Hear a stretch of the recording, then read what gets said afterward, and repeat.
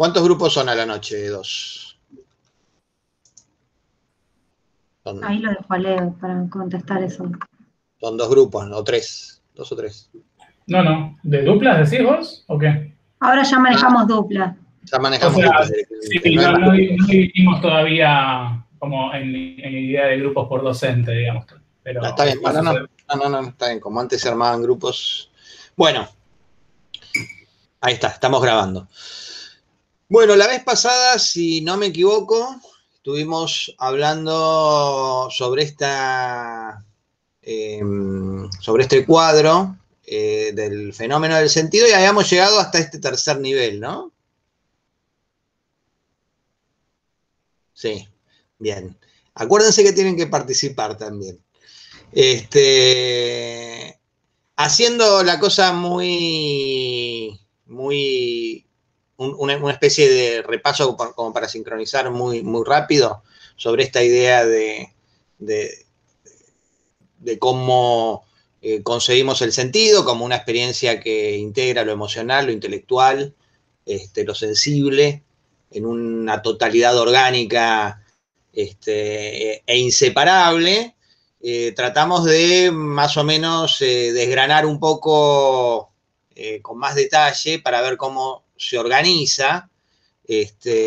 Obviamente esto es como dos cosas. Una es una perspectiva que tenemos nosotros de cómo tratamos de apropiarnos de ese fenómeno. Obviamente no es... no responde a ningún esquema universal ni nada por el estilo, es simplemente permanecer con instancia en ese fenómeno que entendemos y tratar de aprenderlo con el mayor detalle posible por dos cosas. Una, para extender y apropiarnos lo más posible de lo que nos pasa ante el hecho estético, y en el caso nuestro que es lo que más nos involucra en relación al audiovisual y sobre todo a lo cinematográfico, y por el otro lado, para, desde esa perspectiva, tratar de obtener herramientas para controlarlo, para emplearlo en tanto realizadores, sobre todo partiendo de la idea de que un realizador es siempre también un espectador. Y en primer lugar, hay una relación directa entre ser realizador y ser espectador, porque particularmente en el concepto de proyecto y de diseño, ¿no? Porque uno proyecta y diseña una pieza audiovisual, una película en el caso que vamos a ir abordando, imaginándose la película, básicamente. Y hacer el proyecto es imaginarse la película, ser espectador de la película que vas construyendo, ¿no? Cuando hay algo que no te cierra dentro de tu propio proyecto como autor, en cualquiera de las instancias, como guionista, como director, como montajista o en cualquier otra área, básicamente el conflicto te entra por cómo percibís lo que se está produciendo. En el caso del montajista, cómo ve cómo se va armando las cosas, digamos. Es decir, la película que se le va armando a través de los fragmentos que va encontrando, que va uniendo, que va organizando.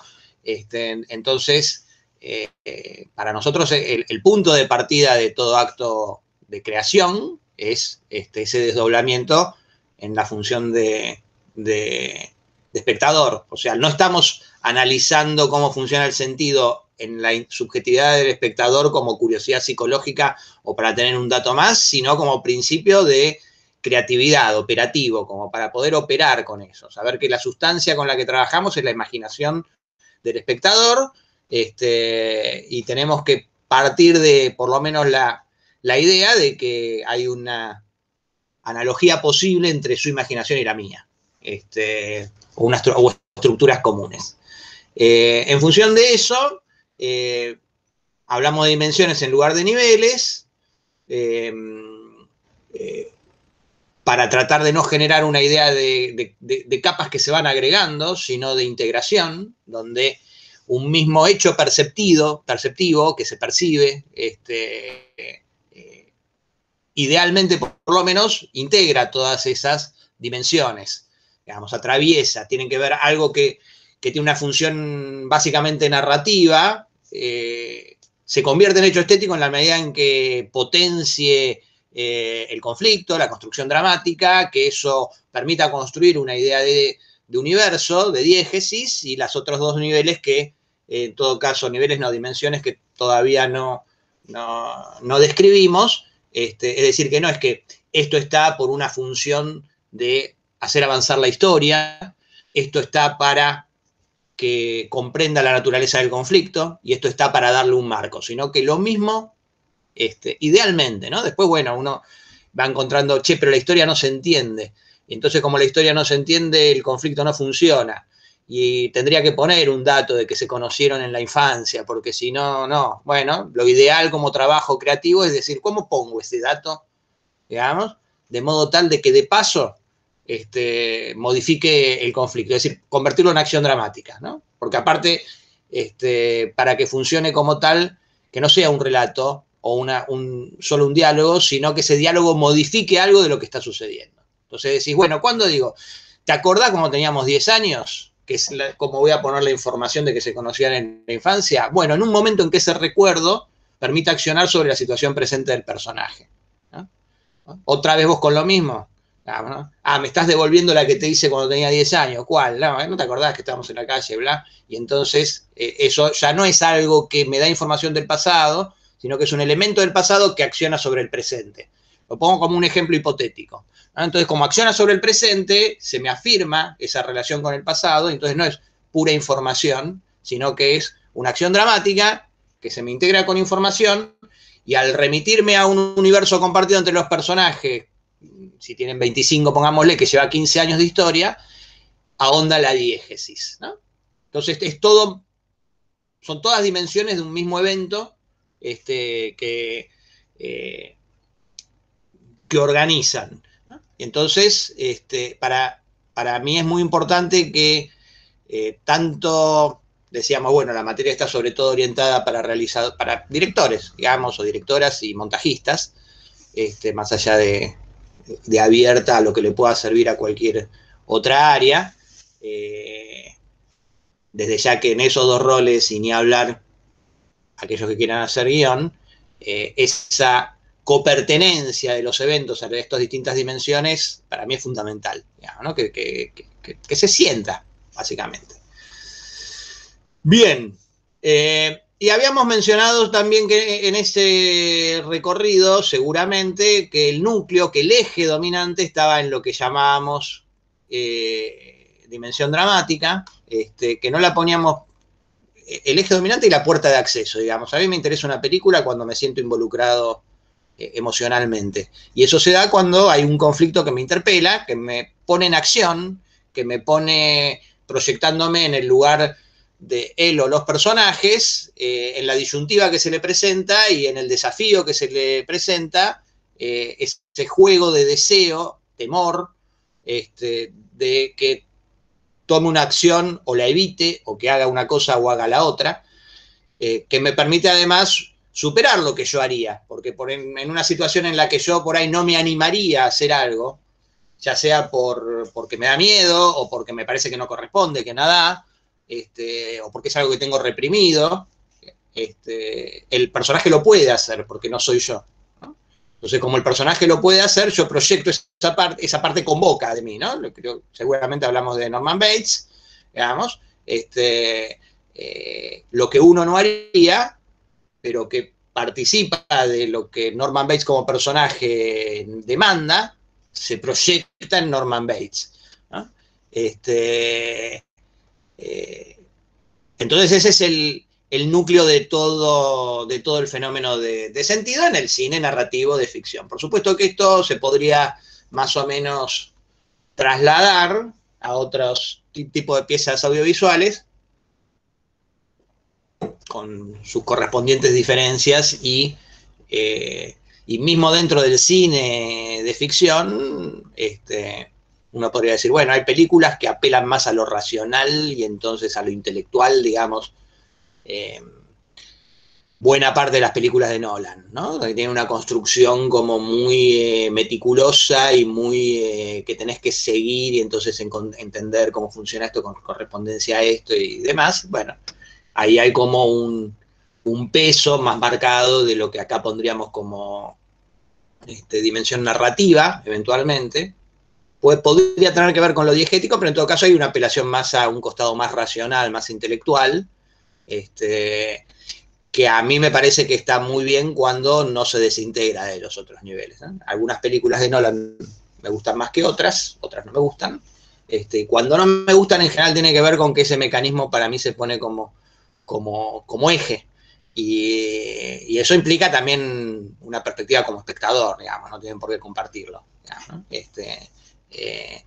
En todo caso, sí, lo que a mí me parece que tiene que ver con el fundamento del hecho estético es que en esa sensación de que el hecho estético organiza sentido de cosas que me exceden racionalmente, tienen que ver con lo que se expresa como emoción, digamos, ¿no? Entonces, con lo que se me expresa acá como nudo en la garganta o en el estómago, ¿no? Como cuando algo te pega en un lugar y tenés que tratar de descifrar eso, y todo lo que se pone en juego tiene que ver con eso. Es cuando estamos hablando básicamente de lo que se trabaja en esta segunda dimensión, digamos, lo que tratamos de discernir en esta segunda dimensión. No la poníamos como primera porque, decíamos, hace falta entender ciertas cosas para que funcionen, ¿no? Tienen como un prerequisito. Tengo que entender quién es el personaje, qué le pasa, por qué le pasa, qué podría ser. Digamos, eso corresponde más a la inteligibilidad y coherencia de la historia. Bien. Inclusive cuando hablábamos de la diegética decíamos que era como una especie de desprendimiento, ¿no? Como que el hecho de que haya un conflicto organiza un mundo en el cual un contexto demanda, está implícito, necesita ese contexto. ¿No? Estos dos personajes que hace 15 años se conocen, hace 15 años vivían en el mismo lugar. Después podés enterarte, asumir, no, estamos en Buenos Aires, pasaban en Buenos Aires. No, en realidad descubrís que vivían en Madrid o vivían en Mendoza. Y hay una historia con Mendoza ahí. Pero ya tenías los 15 años. Y después se te modifica esa diégesis, que como construcción de mundo siempre implica una determinada perspectiva ideológica. Una vez que se te armó el mundo, digamos, puede tener más presencia, menos presencia. Lo ideológico no en un sentido limitadamente político, lo ideológico como, por ejemplo, en La ventana indiscreta, ¿no?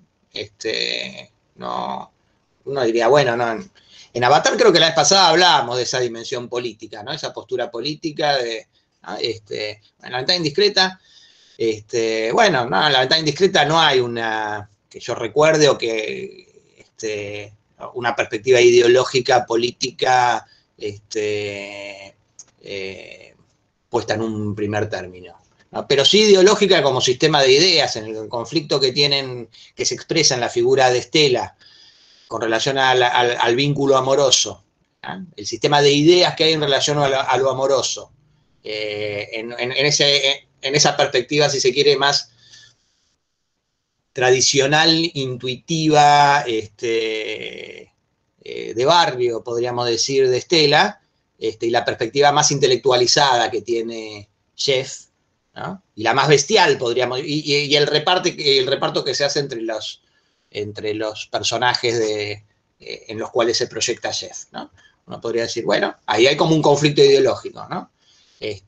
Con relación a las relaciones de pareja, ¿no? Inclusive un documento de época, ¿no? Esta idea de cómo funciona el matrimonio. En matices, creo que la vez pasada lo hablamos, ¿no? No sé si recuerdan, yo no sé si ustedes me ven, digamos, en las pantallas, mi mano está a la izquierda de mi cara. ¿De ustedes? No. Esta es mi mano izquierda. ¿Ustedes la ven como si fuera mi mano derecha? Bien. No. Bueno, sí, yo izquierda, no la veo, derecha, pero no sé si por mi señal. ¿Eh?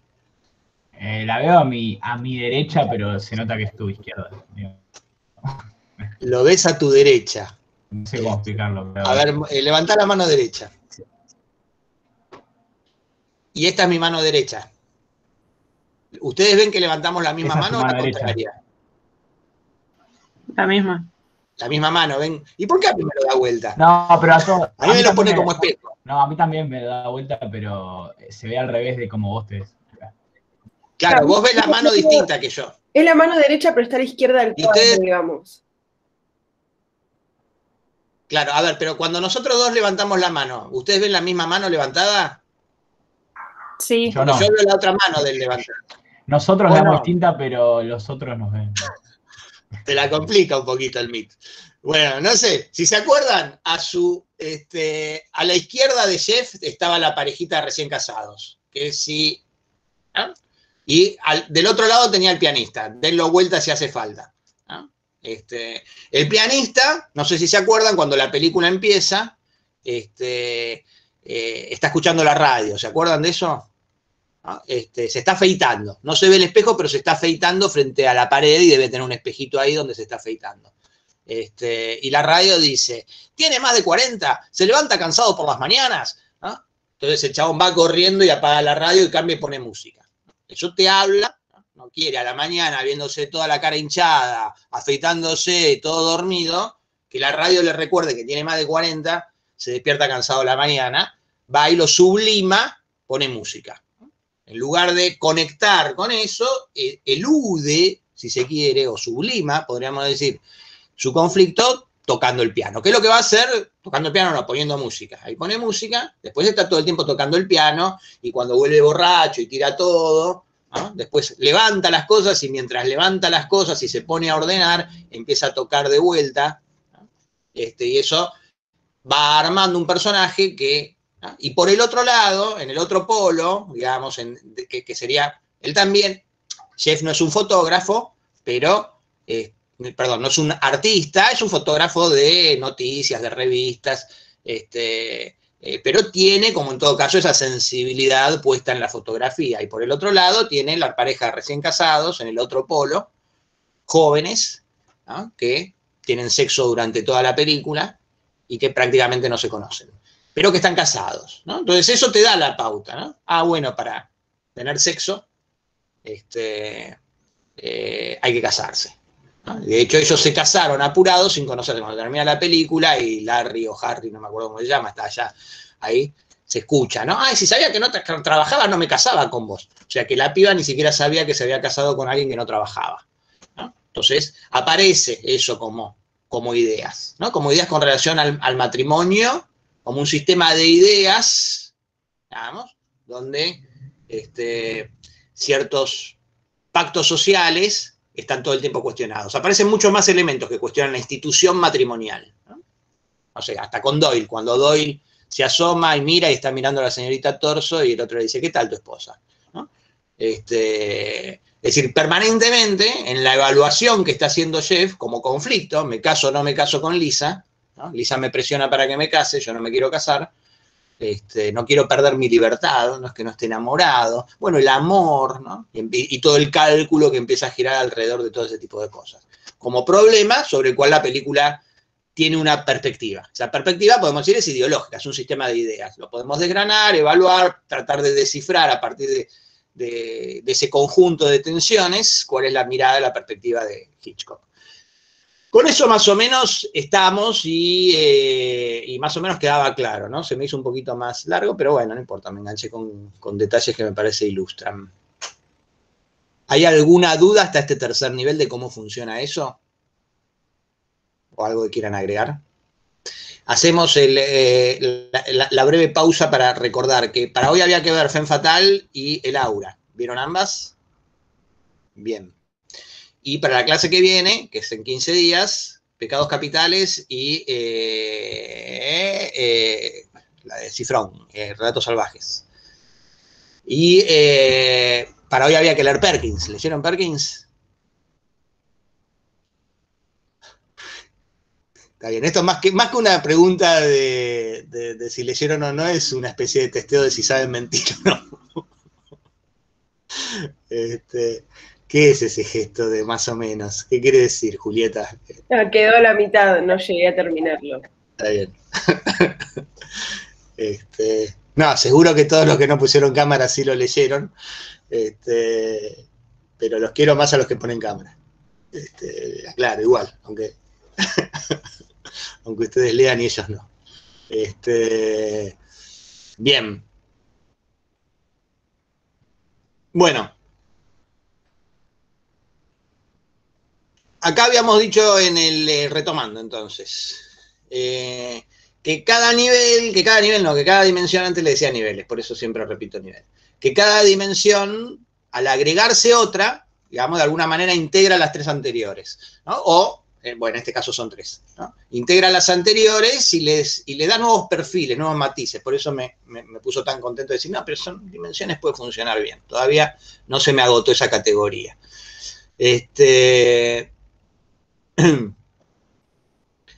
Acá llamamos cultural, entre comillas, a esta 4ª dimensión y simbólica entre paréntesis. Las comillas y los paréntesis tienen que ver con la incompletud de cualquier definición, pero para tratar de orientar un ámbito de ordenamiento de las ideas que hay ahí. ¿Qué quiere decir cultural, ¿no? Bueno, las de grano entre esos 3 ejes fundamentales. Lo quiera o no, lo quiera o no.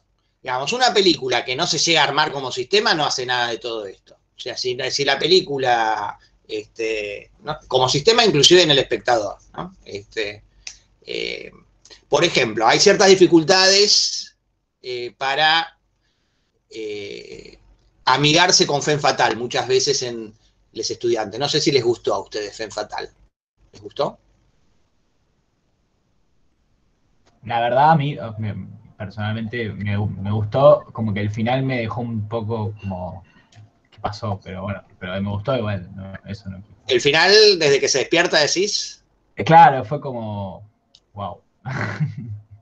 Bien, bueno, ahora está bien. Está bueno porque yo a los que más o menos o no les gusta, yo siempre tengo la teoría que ese es el momento en el que sucede, pero no siempre me lo dicen. A mí me pasó lo mismo. Me sorprendió, no es que no me gustó, o sea, simplemente me descolocó por cómo era el tipo de película que venía, fue como... Ahí. Bueno, ahora lo pasó. Sí, a mí me pasó al principio también como que, o sea, me enganché con la película, pero después hubo un momento en donde no me enganché porque no la estaba entendiendo, o sea, no sentía dónde... si había como algún punto en el que iba la película, como que no entendía el hilo. Y después como que cuando se despertó, ahí fue cuando me volví a enganchar capaz, como que...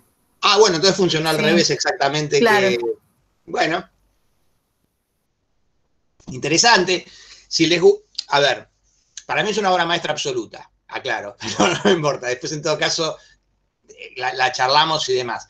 No voy a convencer a nadie que le gustó y que le guste, a no ser que la vuelva a ver y le pase, ¿no? Eso me parece que también es importante, ¿no? Por lo menos tal como yo lo entiendo, ¿no? La vez pasada en PAU 4 usamos Halloween, la pidieron ellos, pero pregunté si se habían asustado, ¿no? Entonces muchos dijeron, no, sí, me gustó, pero no, miedo no me dio. Bueno. Si una película de terror no te da miedo, el sentido, en mi opinión, no funciona. ¿No? Por más que no es que no entendiste quién era, qué pasaba, por qué mataba a las pibas y lo que fuera, los pibes, matan solo pibas. ¿No? Sino que, bueno, que se supone que te tiene que dar miedo. ¿No? Que el terror, la emoción, ese costado, es parte de la forma con la que está significando. ¿No? Es decir, si entendés el mal puro, no sé si vieron Halloween, pero no importa, no les estoy... estropeando, spoileando la película. ¿Sí? La película de terror suele trabajar con la idea del mal.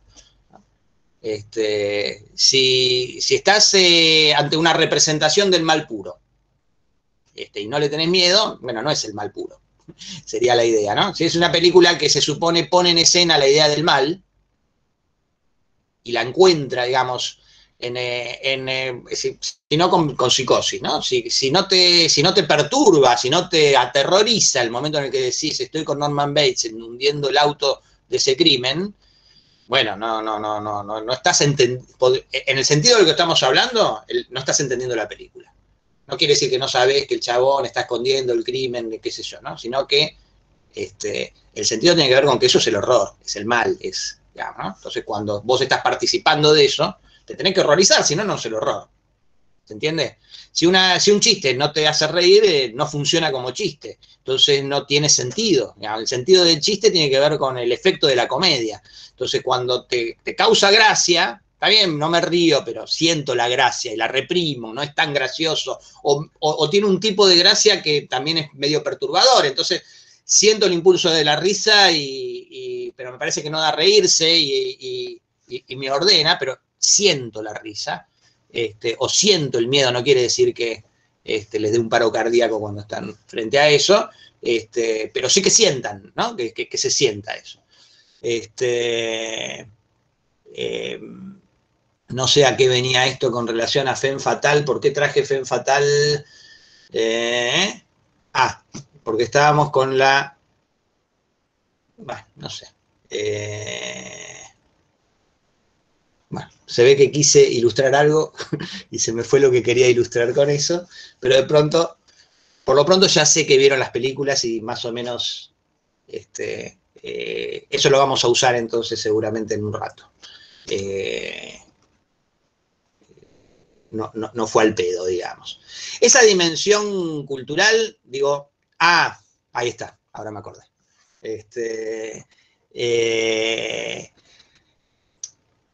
Yo dije, bueno, toda película fatalmente lo hace. Y dije, toda película que funcione. Y como muchas veces Femme Fatale no funciona, dije, a ver, bueno, ¿qué pasó? ¿No? Es decir, que se te arma el mundo. Lo que sucede en Femme Fatale es que en ese momento, eso es deliberado, obviamente. Que De Palma lo suele hacer, poner un momento en el que te pone un anticlímax, digamos, pero brutal y bestial, ¿no? De pronto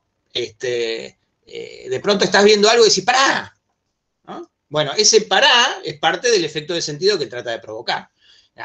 Si después, en el caso de Manuel, lo apartó, y en el caso de Selene la volvió a integrar, eso, le volvió a encontrar el hilo, bueno, por ahí es una síntesis entre ambas cosas, o una superación de ambas cosas, el efecto de sentido, ¿no? Es decir, bueno, ahora que sé que esto fue un sueño, digamos, y eso me genera un efecto de desilusión, de desarme del mundo, hay una expectativa que en todo caso tiene que poner el espectador para que eso se renueve. Yo creo que la película después elabora eso, pero al mismo tiempo te hace reflexionar sobre ese sueño que tuviste con una distancia que te la puso emocionalmente. O sea, la distancia que te pone con el sueño te hace pensar en el sueño. Vamos, como que entonces era mentira eso. Entonces creí que lo que estaba viviendo, proyectado en la película, estaba enganchado viviendo la real, me decía que mentira. Bueno, esa mentira tuvo una función donde emocionalmente en todo caso tiene que accionar sobre lo que sucede. ¿Qué sucede muchas veces? Y es legítimo, que el espectador dice no. ¿Ah? En todo caso, ahí De Palma está corriendo un riesgo. ¿No? Pierdo al espectador o, bueno, perderé una parte de los espectadores y otra parte de los espectadores dirá, bueno, pero quiero ver. Bueno, entonces, inclusive con esa distancia que genera, bueno, pero entonces, y entonces ese juicio que se pone potenciado. Porque, bueno, ¿no? Me cagaste. ¿No? Me hiciste creer algo que no era. Ahora, garpá, digamos, ¿no? Bueno, garpó, no garpó, eso en todo caso dependerá de cada quien, ¿no? Para mí está bueno las películas que les gusten o les hayan gustado, pero que o se den cuenta que algo se perdieron y que por ahí puede estar interesante verlo, que las vean más de una vez. ¿No? Y las que les gusta, obviamente. Y las que les gustan mucho, veanlas 50 veces. ¿No? Eso desde ya.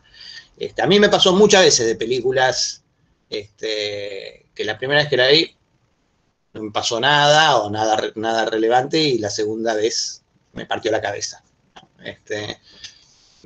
Con Apocalipsis y El Padrino de Coppola, sin ir demasiado alegre. No sé si las había entendido o no en cuanto a la historia que se ponía en juego, ¿no? Pero no había participado emocionalmente. Entonces, en esa participación emocional, obviamente la viví en la segunda vez. Y también puede pasar que una película que me gusta mucho, por ahí la pongo un día y no entro. ¿No? Eso es más raro, ¿no? Porque uno ya más o menos sabe a lo que va cuando conoce la película. Bien. Entonces, esta fatalidad que decía de que hay una perspectiva cultural, no refiere, aun cuando yo acá la pongo como dimensión y los señalamientos que voy a hacer, digo, bueno, son deliberados esos señalamientos.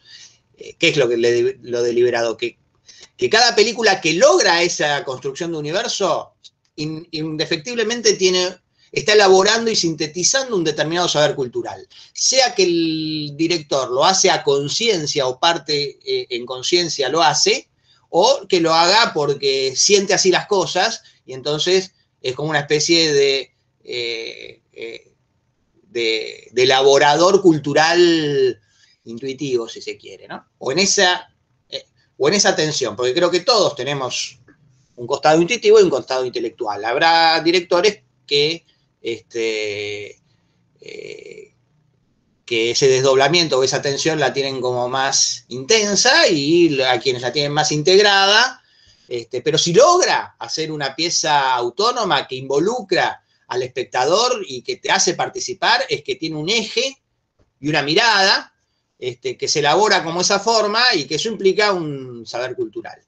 Pongámosle que Hitchcock, para usar el mismo ejemplo, no pensó, bueno, voy a reflexionar sobre cómo el mundo moderno elabora las relaciones amorosas y cómo funciona la institución del matrimonio como organizador de perspectivas sobre eso, lo voy a poner en juicio y voy a estar haciendo una reflexión irónica, con un humor bastante negro, muy ácida con relación a esa institucionalidad, pero al mismo tiempo, bueno, no importa, todo eso que uno podría empezar a mirar, bueno, pero ¿cómo ve el matrimonio? La ventana indiscreta, ¿no? Supongamos que dijo, no, bueno, acá necesito que ella diga, porque claro, el chabón se quiere casar y no pensó en nada de todo eso. No importa, lo hizo en la película, lo pensó con cada personaje, ¿no?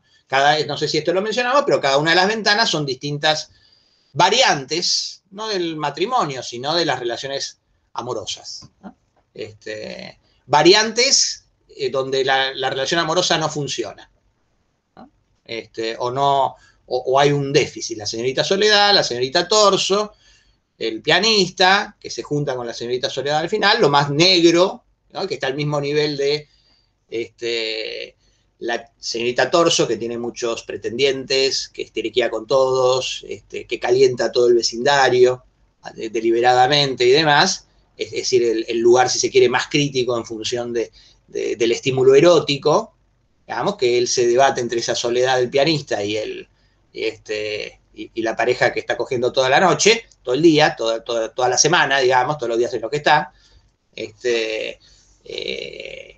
Toda esa ebullición, mientras él no puede moverse, mientras él no puede actuar, mientras viene la novia y lo seduce y lo provoca, pero él tiene el yeso, digamos, que le atraviesa hasta la cintura, y se pone en juego todo ese paquete, toda esa ebullición que tiene y la potencia en su acto de mirar, ¿no? Es lo que, dentro de la lógica de sentido, termina generando a Torvald, y otra vez me enganché con la ventana indiscreta, desviándome del asunto. Hitchcock lo puede haber pensado en función de todo eso sin pensar, estoy reflexionando sobre la institución matrimonial, pero está en la película, ¿no? Entonces esa dimensión va de suyo. Me resultaría muy raro que Hitchcock, si me escuchara, no diría con cierta condescendencia, ironía y en su estilo alguna cosa en la que no permitiera dudar de si lo hizo o no, pero yo no tengo dudas de que lo haya hecho, pero no importa, porque no pasa por si Hitchcock lo pensó así o no lo pensó así, digamos, lo hizo así, ¿no? Y pensó haciendo la película. Eso es lo que importa, ¿no? Que un artista piensa haciendo la película, haciendo la obra. Hacer la obra es su manera de pensar, ¿no? No hace falta que... No está traduciendo en la obra su pensamiento, ¿no? Está pensando con la obra. El músico piensa con la guitarra, ¿no? Es un instrumento de pensamiento, ¿no? El pintor con la mano y el pincel, ¿no? Bueno, es cierto que el cineasta tan mediado está por otras cabezas, aparte es una creación colectiva. Entonces el director ordena un diálogo que involucra muchas miradas. Eso le da también una potencia particular al cine, ¿no? No es que es solamente su imaginario, ¿no? Si es un imaginario, el del director del arte, el del montajista, el del guionista, el del fotógrafo, el de los actores que interpretan, el azar que interviene, y eso y todos los elementos que imprimen una determinada dirección.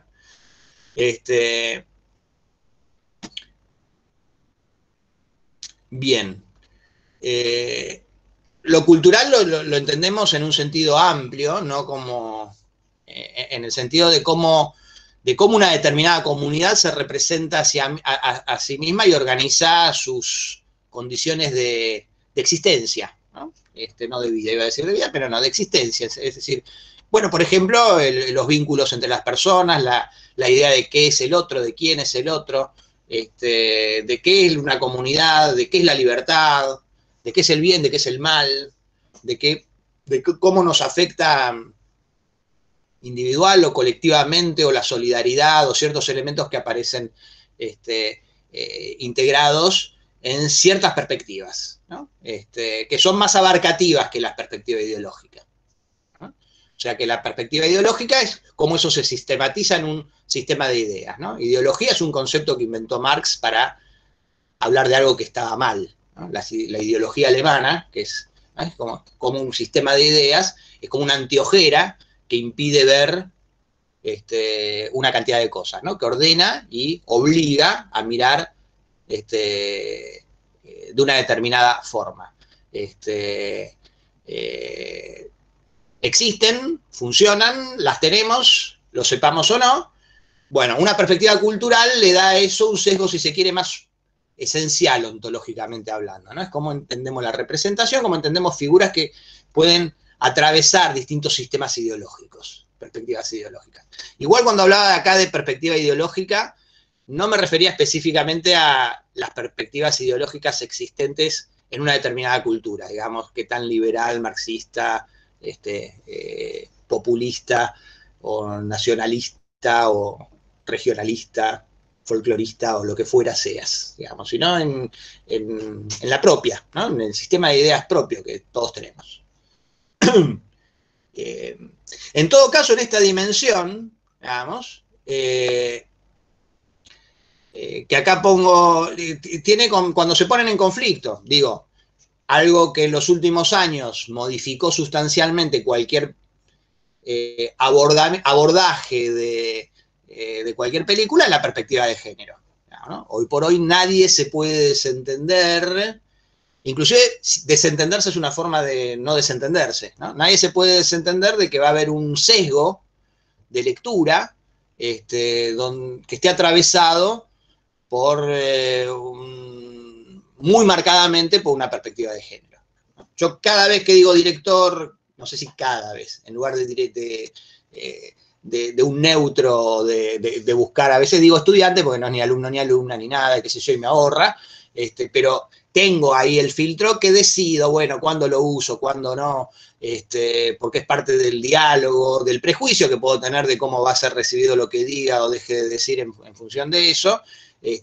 Bueno, y a veces no es que me tomo, no es que me quedo pensando antes de hablar, ¿no? Es automático, pero ese automatismo no soy consciente de que en un lugar estoy activando o desactivando el filtro o haciéndolo jugar de una manera o de otra, digamos, ¿no? Después de decir 5 veces, pongámosle, teniendo sexo, dije cogiendo, digamos, en qué momento me permito, digamos, y en qué momento no, y en qué contexto y de acuerdo a qué manera, tiene que ver con posicionamientos que uno toma frente a los discursos que circulan, ¿no? Y eso forma parte de la construcción del eje de construcción, ¿no? Entonces hay como y en esta dimensión estamos hablando de la construcción simbólica en un sentido más, si se quiere, en una polaridad, como construcción simbólica más potente, esos símbolos que ordenan, digamos, la perspectiva de una sociedad, de una comunidad, de cómo ¿no? El cruce de los Andes es una construcción simbólica para nosotros, digo, ¿no? Y tiene cierto ordenamiento, la idea de la migración, digamos, ¿no?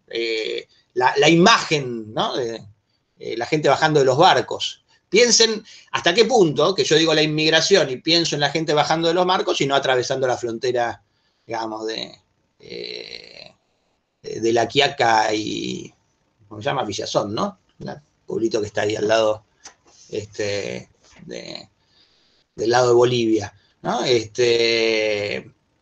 Eso tiene que ver con una construcción simbólica que es la que nos ordena por lo menos a los porteños como bajados de los barcos, ¿no? Como fenómeno migratorio, ¿no? Inclusive bajado de los barcos. ¿Cuánto hace que la gente no inmigra viviendo en barco, ¿no? Y cómo eso implica una manera de percibirnos y de organizar el sentido de lo que somos, ¿no? La propia palabra porteños, ¿no? ¿Por qué no? Bonaerense es el que vive en la provincia.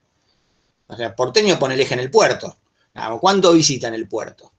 ¿Por qué el centro de nuestra porteñidad está en el puerto?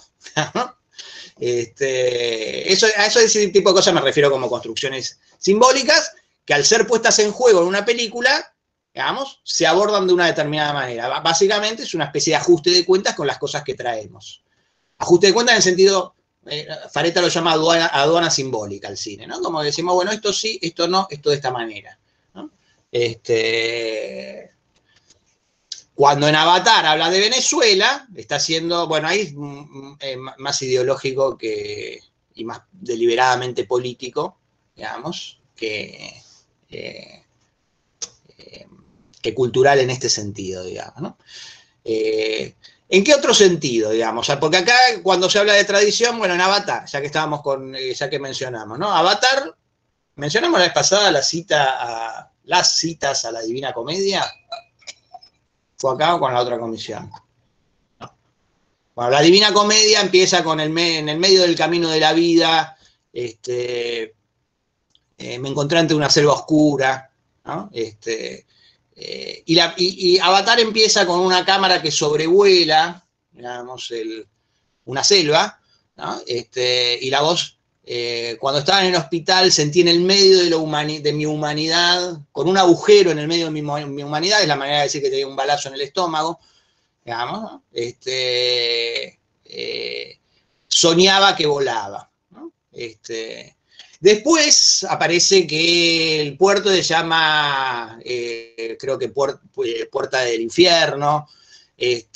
Aparece en el propio Quaritch, dice, cuando los reúne a todos y le da su discurso,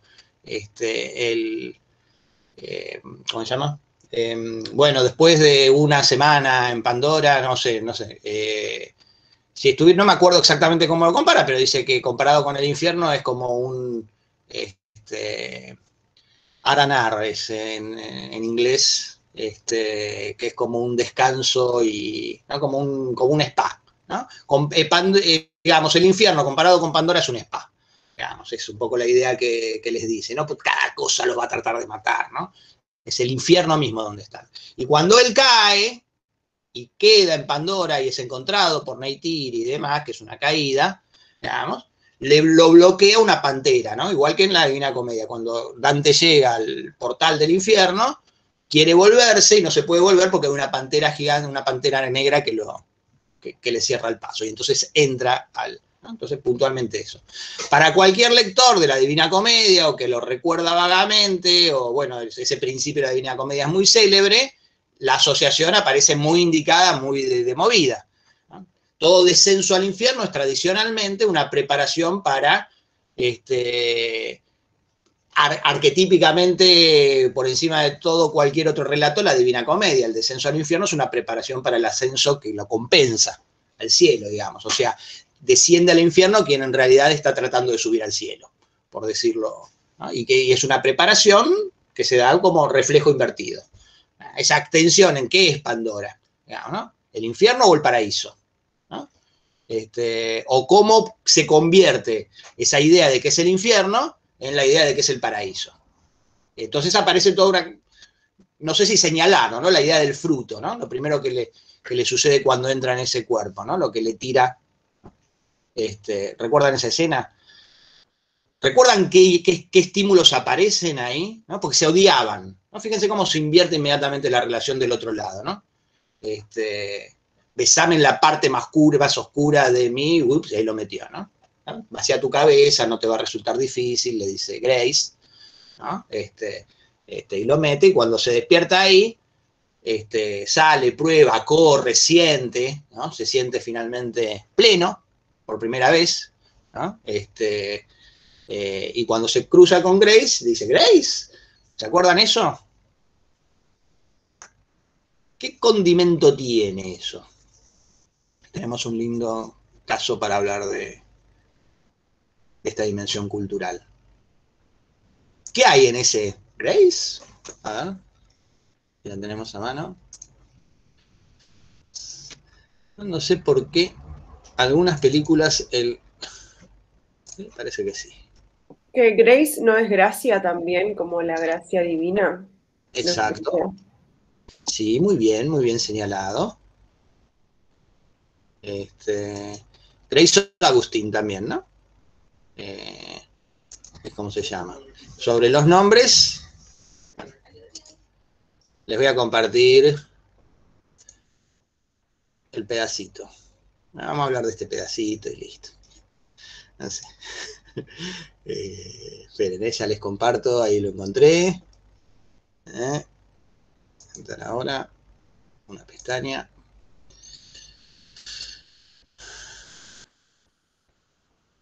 De las películas, ¿no? Tendría que ser esto. Sí.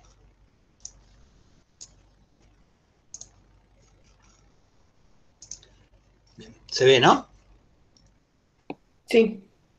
Bueno, veámoslo un poquitito. A ver, 1654. A ver ahí. Veamos todo este fragmento. Ahí ya entró, ¿no? Phase lock 99. Sí, ya entró.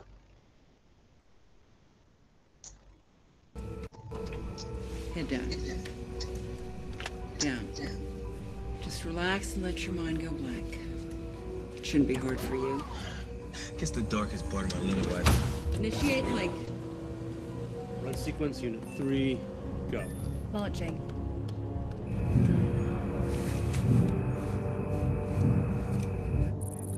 I have the first congruency.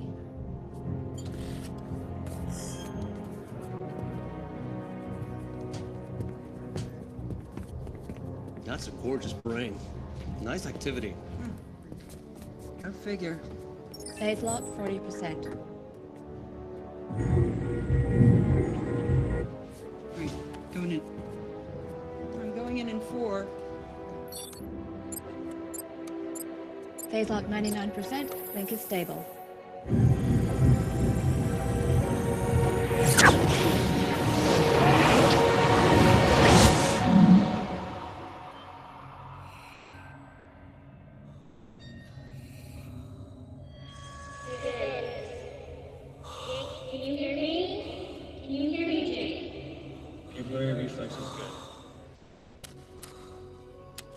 Inner response normal. How you feeling, Jake? Hey, guys. Welcome to your new body, Jake. Good. We're gonna take this nice and easy, Jake. And touch your thumb to your fingers? Yeah.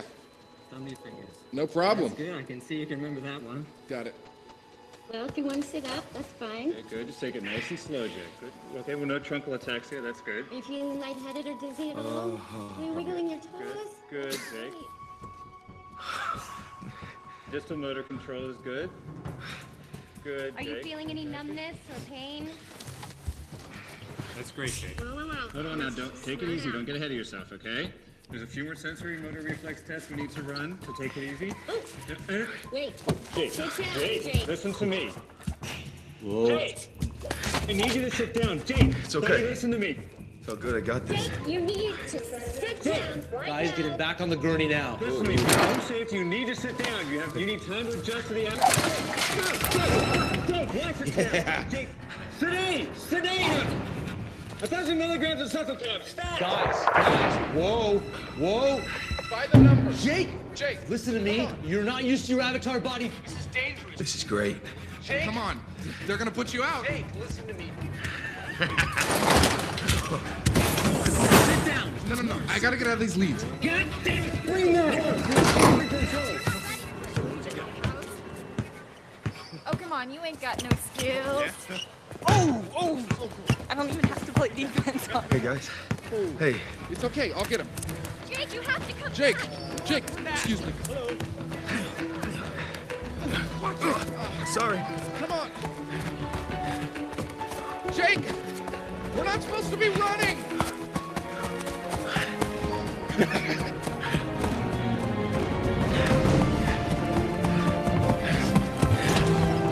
jeez. Sorry. Watch it.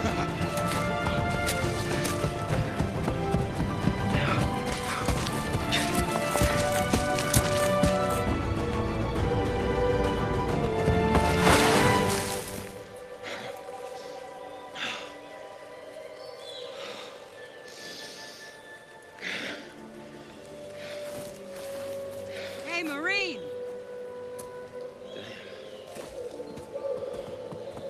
Grace? Well, who'd you expect, numbnuts? Think fast. Motor control's looking good.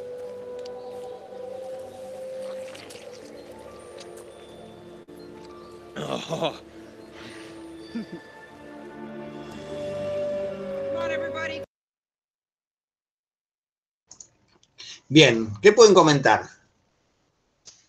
Y para mí es como que dice, como que siento que no le interesaba mucho como humana, y cuando la ve acá siento como que le genera cierta atracción en este mundo o en esta versión, digamos. Yo lo veo así. ¿Qué opinan de eso, por ejemplo? Está bien, esa era la pregunta que había quedado pendiente. Igual pueden agregar otras cosas, ¿eh? Si les llamó la atención algo más. Me pareció que valía la pena refrescar toda la escenita. Hay una atracción. ¿Se siente la atracción? Sí, y también como que ella le tire con un fruto y que él lo muerda, me parece que tiene también como una connotación importante. Sobre todo asociada a lo otro. Uh-huh. ¿Y qué más? ¿No? Porque tiene, bueno, a ver, habíamos arrancado por ahí, estábamos, tengo que elegir qué presentar. Bueno, esto lo recordamos, si hace falta la tenemos ahí a mano, y mientras tanto volvamos acá a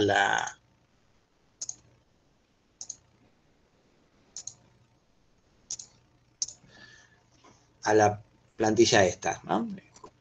Discursos culturales previos, decíamos, ¿no? La confrontación con otras formas, y esto lo teníamos con relación a la Divina Comedia, la relación entre paraíso e infierno, y acá la idea del fruto prohibido, digamos. ¿Cómo se organiza esa idea del fruto prohibido? Digo, claramente, primero que aparte de ahí va a elaborar una tensión que después primero se detestan, 5 minutos después, hey, ¿no? Hey, Grace, sí, ¿qué esperabas? ¿No? Y le tira, pensar rápido, ¿no? ¿Qué piensan del fruto? Digamos, porque para mí ahí tenemos una construcción, está saturadísimo esto de construcciones simbólicas, digamos, muy sofisticadas, porque hay una diferencia entre símbolo y alegoría. Acá no hay una interpretación alegórica, pensar en esto como una alegoría del paraíso, ¿no? Esto es una realidad simbólica, es una construcción simbólica. ¿Cuál sería la diferencia? Que sea una manzana, que sea claramente que tenga un taparrabos, que tenga una cosa, vos decís, es Adán y Eva en el paraíso. ¿No? Lo reconoces como Adán y Eva y después interpretás. Acá no hace falta interpretar. Directamente estás instalado en un mundo que es otro mundo, digamos, que se presentó como el infierno, digamos, y que de pronto aparece una atracción sexual, que hasta ahí parecía impensable. Eso decía es otra estructura que se va a manejar, porque con Neytiri pasa puntualmente lo mismo, es una preparación de esa estructura. Primero se odian y después se aman. Ella lo odia, digamos, ¿no? En todo caso. Y después se va a enamorar. Ese juego de seducción entre ellos, ¿no? Él la ve y de pronto Grace Agustín, que tenía 55 años, 60 años, no sé qué edad tiene, es una piba, digamos. Y él está experimentando un cuerpo potente, digamos, en relación a la impotencia que tenía. Eso está muy subrayado con el pie, pero está subrayado con todo, digamos, no solo con el pie. En todo caso eso lo vamos a ver. Es claramente una cosa de expresión, de plenitud, de vínculo con el medio, de un medio que es muy agresivo, que el hombre no puede aguantar más de 20 segundos sin una máscara, digamos, ¿no? Eso ha sido debidamente explicado. Y de pronto juega también con expectativas que tenemos, por lo menos los espectadores de mi edad, cinéfilos, que aparte es una película, otra vez está trabajando con Sigourney Weaver. Cameron, sabíamos que Sigourney Weaver hacía un papel, Sigourney Weaver es la teniente Ripley en Alien, y la segunda Alien, en mi opinión la mejor, es la que dirigió Cameron.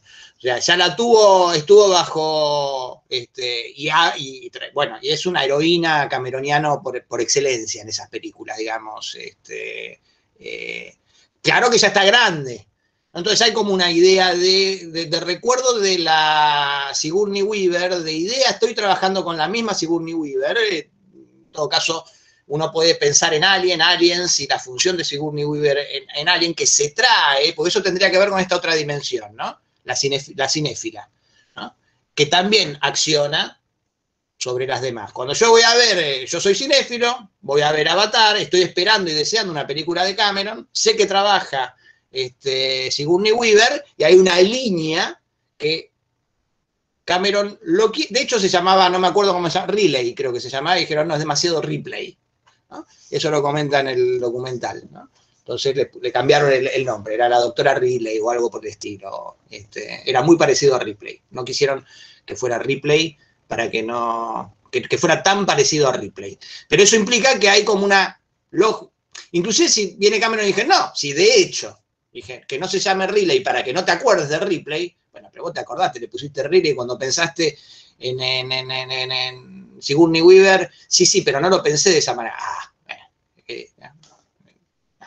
No leíste a Freud, hace 100 años que sabemos cómo funcionan los símbolos, ¿no? Cómo los símbolos te recuerdan cosas inconscientemente o traen cosas del inconsciente. ¿Por qué hablar y decir una palabra o un lapsus, una equivocación, es una revelación de algo, de un deseo?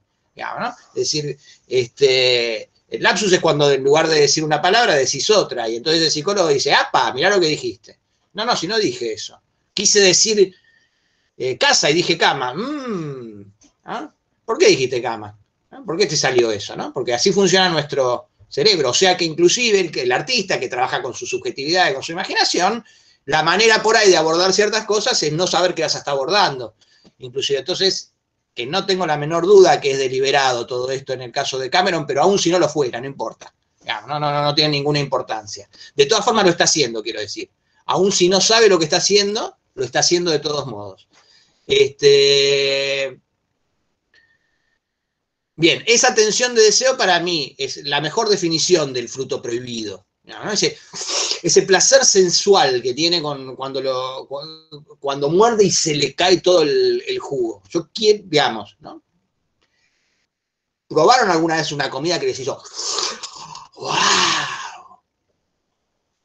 Yo no creo que no sé, no recuerdo. Por lo menos no así tan gráfica, tan expresivamente como lo hace Jake. ¿Ah? Ahora hay que tener, como a lo mejor una persona humana toma ese jugo y se le derrite toda la garganta, qué sé yo, no sé qué le hace ese...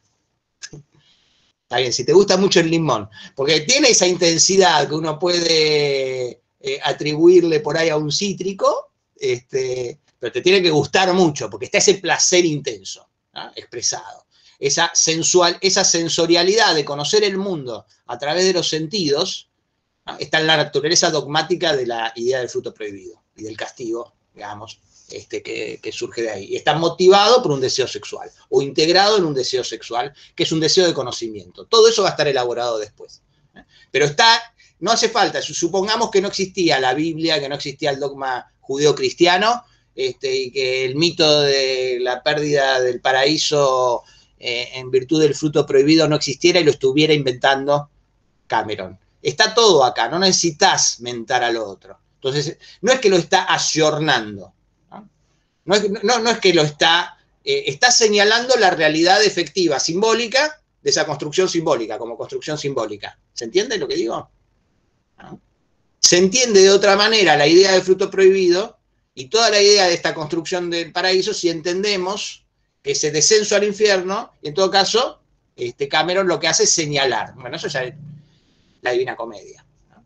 El planeta se llama Pandora. Entonces uno puede ver qué es Pandora en la mitología griega, ¿no? Y otras cosas. Está el guión, se consigue el guión. En el guión el planeta es una luna, es un satélite, Pandora, ¿no? De un planeta que se llama Polifemo. ¿No? En todo caso, eso después podemos pensar. Y si vemos Polifemo, Pandora y qué sé yo, es una especie de síntesis de todo el saber cultural deliberado, digamos, Avatar. Digamos, autoconscientemente organizado. En eso hay una dimensión que es cinéfila, que tiene que ver, por ejemplo, con esta construcción de Grace, y que tiene que ver con otros elementos. Jake Sully, no sé si vieron Doble de Cuerpo. ¿Alguno vio Doble de Cuerpo? Bueno, Doble de Cuerpo es una película de Palma, que es una variación de Vértigo y de La Ventana Indiscreta, ¿no? De Palma trabaja mucho con el imaginario de Hitchcock. Y ahí integra de alguna manera las tramas de La Ventana Indiscreta y de Vértigo en una sola película, que es... Y el personaje se llama Jake Sully. Está en silla de ruedas. No está en silla de ruedas. El que está en silla de ruedas es Jeff.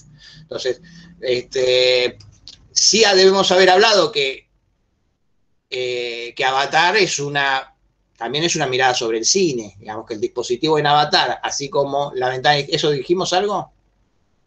¿La vez pasada? Sí. Bueno, así como La Ventana Indiscreta, ya universalmente los teóricos y académicos del mundo se pusieron de acuerdo y no hay ninguna duda que es una reflexión sobre el espectador de cine, y por todas las condiciones, porque lo dijo el propio Hitchcock, digamos, Avatar es muy nítidamente lo mismo, ¿no? Es un dispositivo técnico que lo traslada a otro lugar que tiene que aprender a conocer a partir de dejarse llevar por ese otro lugar, del cual vuelve transformado, digamos, ¿no? Y tiene la misma situación de impotencia, ¿no? Está en silla de ruedas, está paralítico en este caso, no como Jeff. En el medio está Doble de Cuerpo. Véanla si quieren, digamos. Yo soy muy fanático de Palma. Doble de Cuerpo es una película muy icónica de los 80. Es una de las películas que por lo menos acá en la Argentina más efecto produjo lo que somos mi generación, la generación VHS, ¿no? O sea, no tuvo tanto éxito en el cine, pero circuló muchísimo por videocassette. Una película que, de la primera camada de mirar cine en tu casa bajo tu control, digamos, del 84, ¿no? El personaje, que en lugar de vértigo tiene claustrofobia, y que es una síntesis del Jeff de La Ventana Indiscreta y de Scotty de Vértigo, lo mismo que el entramado de toda la película, se llama Jake Sully, y este es Jake Sully. En cuanto yo escucho Jake Sully, yo que vi 20 veces Doble de Cuerpo, aparece Jake Sully, y aparece esa distinción. Entonces, bueno, ahí hay toda una línea para decir. Entonces está poniendo, integrando, y supongamos, una vez más lo digo, que Cameron dice, ay, no, pero no me acordaba de Doble de Cuerpo. Bueno, en algún lugar de tu cerebro, así como en un lapsus confundís una cosa con la otra, te pareció que Jake Sully, alguien te debe haber dicho y no te debe haber importado, che, se llama Jake Sully, ¿no? ¿Se entiende esto? Digamos, es como que la película elabora una perspectiva sobre el mundo que está implícita y polarizadamente con eso, polarmente con eso, hay también una dimensión que está inscripta. La inscripta está puesta con, ¿no? El propio, no nos vamos a acordar demasiado, pero los nombres en toda la película, en Avatar, tienen una resonancia que si te ponen por qué se llama tal, por qué se llama así, por qué esto funciona de esta manera, empezás a encontrar una cantidad de indicios, digamos, que te ordenan diálogos con muchísimas películas, con todas las, no digo con todas, digamos, ¿no? Pero con las películas que debaten culturalmente, que están en el... ¿Eso no es intertextualidad? Sí, es intertextualidad. Okay. El fenómeno se llama, sí, es lo que se pone habitualmente como idea de intertextualidad. Bien. Y finalmente la quinta dimensión, que esta seremos muy sintéticos porque podemos decir muy poco, pero que para mí es como señalar un ámbito, el ámbito de sentido del cual todo surge, ¿no? Y que está entroncado con eso. Y que no se puede señalar más que con la construcción de la película. Por eso la llamamos, si se quiere, una dimensión metafísica, espiritual, la que tendría que ver con la intuición intelectual, ¿no? La que cuando hablamos del sentido es donde se expresa, porque todas las de estas cuatro dimensiones las podemos señalar, indicar, decir, mencionar, ¿no? Pero el lugar, si se quiere, el punto ciego, ¿no? El centro inmóvil de toda ese desplegarse del sentido en todas las otras dimensiones, sería el núcleo, sería aquello que no se puede decir, ¿no? Pero que toda la construcción señala, o que se expande desde un determinado lugar, ¿no? Aquello que mantiene como fuente inagotable de sentido, ¿no? Y que si le tenemos que poner una indicación, diría, la visión del mundo no en un sentido ideológico, no en un sentido cultural, sino en un sentido, si se quiere, situacional, digamos, ¿no? Cómo te ubicas, con qué perspectiva y con qué dirección integral, digamos, ¿no? No sé si se entiende lo que estoy diciendo. En todo caso, tampoco importa que se entienda teóricamente, en la medida en la que, digamos, sí, igual con todo lo que pueda decir de Avatar, o de La Ventana Indiscreta, o de Femme Fatale, con relación a estas dimensiones, ¿no? En Femme Fatale, ¿cómo estaría esto? Ya que mencionamos a Femme Fatale y dijimos que íbamos a hablar, ¿no? La dimensión cinéfila es muy clara, ¿no? Está en el Festival de Cannes. La película se llama Femme Fatale, ¿no? Roban en el Festival de Cannes. Es una ladrona norteamericana, digamos, que se hace pasar por una francesa, intrusionando en el festival más prestigioso del mundo, para robar, mientras está mirando en la televisión, en lugar de que finalmente se va a revelar como núcleo de la verdad, que es interrumpido el final, una película clásica norteamericana, paradigmática del policial negro, ¿no? que se llama film noir también, inclusive como género, ¿no? Inclusive teóricamente en general se le dice film noir al cine negro, no black movie, ¿no? O sea, se le dice hay una tensión entre lo francés y lo norteamericano, que estalla desde la Nouvelle Vague, que estalla culturalmente en el mundo, podríamos decir, desde la modernidad, la ciudad luz, y el centro del mundo que se desplazó a América, digamos, culturalmente,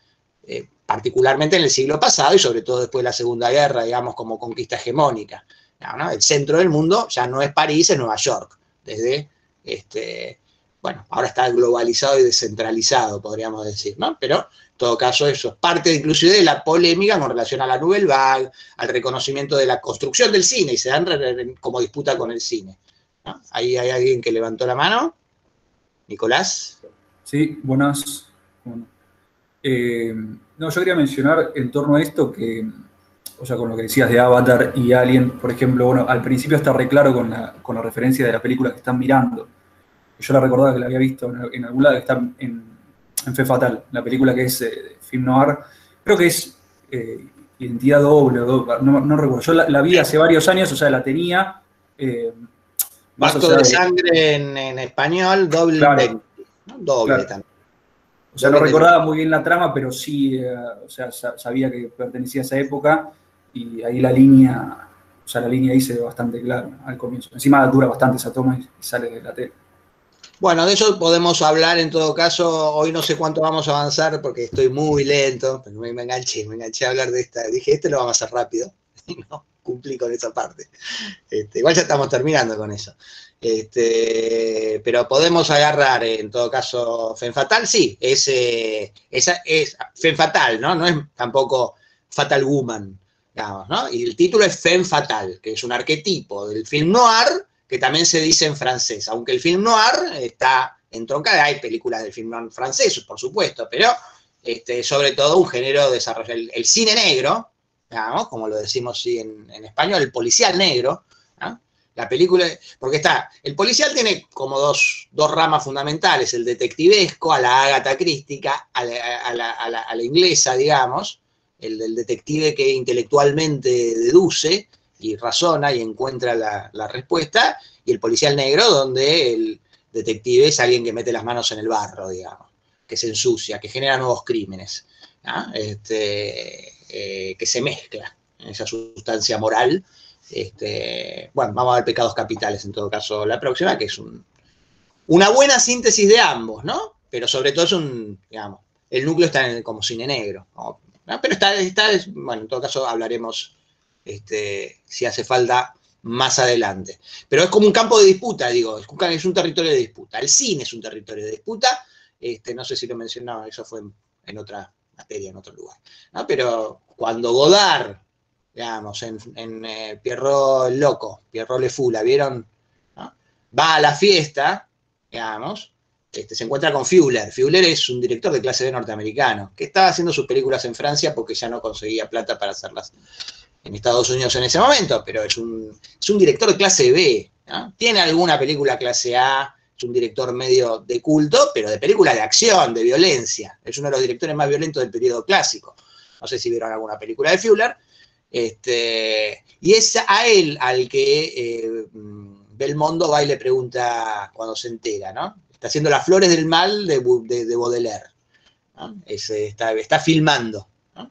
Si vieron El Desprecio, ahí está Fritz Lang, que vuelve para filmar La Odisea, ¿no? Ahí también tenemos un productor norteamericano, ¿no? Entonces está en permanente ebullición, porque los franceses dijeron, no, el cine es el cine de Hollywood, ¿no? Y eso se toma como gesto cultural y no como verdad, ¿no? Es como que no, bueno, no importa. Pero eso es parte de lo que se pone en debate. La película que se está viendo es este-oeste, ¿no? De Cinéma Qualité francés, de ese Régis Barnier, que es el mismo que está ahí, y es una película políticamente importante y qué sé yo, ¿no? Pero que está con la piba en bolas, que va con el coso, ¿no? Está como esa crítica muy, muy rabiosa. Y la piba que va a ir a robar está colgada viendo una película. Aparte está colgada viendo una película, si la miran de vuelta, ven, la película empieza con una película en televisión, después ves que tiene subtítulos en francés, ¿no? Cómo funciona como espejo, ¿no? Sí, todo el tiempo, aparte, todo el tiempo está esa dualidad. O sea, todo el tiempo ella dice, me hubiera quedado en Estados Unidos, que acá tipo, tengo pasado. Todo el tiempo que el chabón sea el embajador de Estados Unidos en Francia. O sea, es como que todo el tiempo se está tocando eso prácticamente, aparte. También con eso, con cómo hablan. Tipo que le preguntan, ¿sabes francés? O sea, todo el tiempo. Sí. Todo el tiempo hay mucho trabajo con eso, ¿no? Acá funciona claramente como espejo, ¿no? Bárbara Stanwyck y lo que el negro le viene a tapar es justamente el final, que después revive en el sueño, ¿no? Porque el final tiene que ver con 2 disparos, ¿no? Hay 2 disparos en el sueño que después se vuelven a poner, ¿no? En esta escena que se ve acá, Bárbara Stanwyck le dispara a, no me acuerdo el nombre del actor. Es el final de la película, faltan 10 minutos para que termine la película. Y claramente funciona como un espejo, que también es una cita, ¿no? Esta es la Venus del espejo en todo caso, eso también lo podemos retomar, ¿no? Supongo que se nota la analogía, digamos. El que conoce, es un cuadro muy famoso de Velázquez ¿no? El que conoce la Venus del espejo tiene una enorme particularidad la Venus del espejo, Velázquez en general, ¿no? Velázquez es el pintor que más interpela a la función tanto del pintor como del espectador, ¿no? Este espejo es un espejo particularmente perturbador dentro del ordenamiento visual de ¿no? Porque hay todo un movimiento de circularidad que tienen, muy barroco, digamos, en la construcción, el juego de miradas, ¿no? Que hace este recorrido como tensión, ¿no? Toda esta masa clara que sintetiza con esto, que tiene un centro por demás claro y que deja del otro lado de lo que no se ve, digamos, la parte del deseo que nos gustaría ver, ¿no? Está puesta de modo de darnos la espalda, pero darnos la espalda con un espejo, en el cual se está mirando eso o nos estamos mirando nosotros, o nos mira a nosotros, ¿no? Como los ojos están en la oscuridad, eso no se ve. Con lo cual, digamos, no sabemos si eso, pero hay una tensión en la que nosotros se activa ese otro lado porque hay un espejo, en ese espejo ella se complace mirándose, pero también hay una tensión de que podría estar mirándonos a nosotros y está claramente en la construcción del centro, ¿no? Se ve eso, ¿no? Hay como una espiral de la mirada que sale hacia afuera y que interroga, interpela al espectador del cuadro. Bueno, piensen eso. Sí. Y ese espejo también puede ser que potencie el tema de que se nos niegue su rostro durante varios minutos al comienzo de la película, o sea, como que decir, bueno, es un espejo, esto va más o menos por acá, y lo niega hasta que, bueno, se desenvuelve en cómo ella se comporta. Pero todo el juego con el pasaporte, le retiene el pasaporte, está la identidad con la falsa que tiene, no falsa, porque tiene ¿cómo se llama? La fete acá, y cuando levanta está con la cámara de fotos y no la ves. Pero la pudiste ver, porque hay una parte en que se pone en la espalda del chabón, que está todo negro y funciona literalmente como espejo, ¿no? Pero te olvidaste de mirarle la cara, porque bueno, tiene un cuerpo atractivo, tiene un cuerpo que convoca la atención. Eso es otro recurso, no sé si habitual, pero que De Palma emplea, por ejemplo, en Doble de Cuerpo, ¿no? Aparte hay otro jueguito ahí también con los actores, porque Doble de Cuerpo es la película que hizo famosa Melanie Griffith, ¿no? Que era la mujer de Antonio Banderas. Es más, Antonio Banderas dice que se enamoró de Melanie Griffith con Doble de Cuerpo. Es una mujer más grande que ella, Melanie, bueno, no importa. ¿No? Porque Melanie Griffith es la hija de la actriz de Hitchcock, ¿cómo se llama? De la de Con la muerte de los talones, de Intriga Internacional. Tippi Hedren. No, la Intriga Internacional no es Tippi Hedren. Tippi Hedren es la de Los pájaros. Y de Marnie, ¿no? Entonces, bueno, está trayendo una hija de... Bueno, todo eso los cinéfilos, digamos, cuando vos tenés esos datos, se pueden o no usar, no quiere decir que necesariamente los usen, ¿no? Pero, en este caso, sí, digamos, ¿no? Hace de actriz porno, digamos, Melanie Griffith hace de señorita Torso, digamos, ¿no? Y en todo caso, de la señorita Torso, que es una bailarina que baila con las ventanas abiertas en ropa interior, digamos, y poniendo la música a todo lo que da, digamos, lo traslada para hacerlo más evidente, más grueso si se quiere, ¿no? Cuando De Palma agarra a Hitchcock, dice, no lo agarraron a Hitchcock, no entendieron lo que estaba diciendo. Entonces te pongo una actriz porno. Actriz porno porque no vamos a entrar en el mundo del cine, digamos, directamente, ¿no? Entonces, ¿habla de cine La ventana discreta? Bueno, te pongo una actriz porno, no hay dudas. Entonces entra en la industria del porno, ¿no? Un actor de clase B, que es el protagonista. Bien, acá, bueno, todos estos elementos, porque acá también, cuando están las referencias culturales, hay como un poco lo que decíamos del Paraíso. No es que, ay, mirá, está citando la Venus del espejo. No, está trabajando con el juego de la mirada, ¿no? Entonces te está haciendo ver de otra manera la Venus del espejo. ¿No habías visto la Venus del espejo como una tensión de mirada? Y si la viste como una tensión de mirada y reconocer la Venus del espejo, ¿no traes ya esa estructura? Y entonces no hay una sintonía entre distintas estructuras simbólicas significantes, donde el cine funciona como aduana simbólica, esto que dice Fareta, como esto sí, mirá lo que por ahí te perdés de ver porque vas al museo, sacás la foto y no mirás el cuadro, ¿no? ¿Qué elemento de lo femenino, de la seducción, del juego, del mirar, digamos, pone en juego plásticamente Velázquez y reordena, en todo caso, De Palma culturalmente? Bien. Bueno, nos queda media horita para algo que está bien. Igual, bueno, no sé. Está bien. Puede ser que nos atrasemos con alguna cosita, pero trataremos de hacer el recorrido. De 7 a 9 soy más ordenado y riguroso con el esquema, de 9 a 11 bueno, estamos más después de hora. Yo lo disfruto, digamos, cuando hay eco lo disfruto, digamos. Bien, ese era el lado, digamos, de cómo funciona el fenómeno en el espectador. Si alguien quiere decir algo más, lo dice, y si no, vamos avanzando. Y si tenemos que retroceder, no hay problema. Cuanto más debatamos, mejor. Esta segunda diapositiva trata de dar cuenta de, bueno, pero si esto lo tengo que reflejar en las herramientas que están en manos del creador, del realizador, ¿no? Al margen de que espero que se comprenda por qué lo otro también es herramienta para el espectador, pero de una manera un poquito más, si se quiere, operativa, concreta, podríamos decir, ¿no? De cómo, sin llevar la cosa como se arma un trípode, digamos, ¿no? Sino en lo que tiene que ver con lo que se pone en juego a la hora del diseño. En esto que le ponemos como nombre estructura de producción de sentido, ¿no? Y que está siempre esa tensión entre lo que analiza, que de alguna manera distingue y separa, y lo que reúne.